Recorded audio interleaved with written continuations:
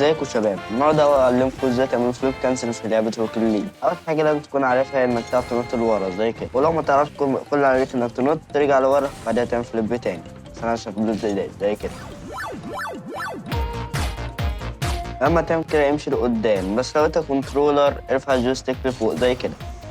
المفروض العربيه تقلب معاك بالشكل ده.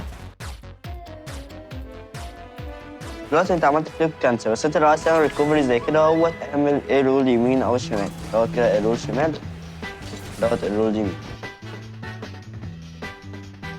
ويعني ايه ريكوفري؟ مثلا انت بتمشي كده اهوت عايز ترجع بقى لورا، الكورة اهي ورا اهوت عايز ترجع تعمل كده، اعملها تاني كده اهوت كده لورا اوب كده.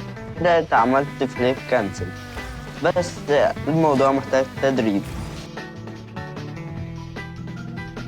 حاول برضه انك ما تعملش بسرعة زي كده، العربية تبقى واقفة كده، كده هتبقى مش سموث، يعني تستنى كده شوية بعدها تعمل. الموضوع سهل بس انت محتاج بس تدريب. نصيحة كمان، لما تيجي تقع كده افضل دايس باور سلايد، او اللي هو العربية تتزحلق زي كده. ليه؟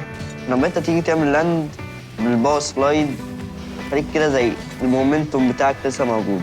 لو انا نزلت كده وقت عايز امشي بقى الناحية دي يعمل زي الشارب ولا وحشة.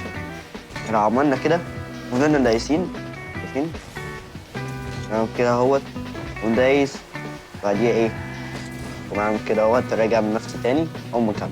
بس كده، حط لايك واشتراك في القناة وفعل الجرس عشان يوصلك كل فيديوهات حلوة زي الفيديوهات ديت. وبس، سلام.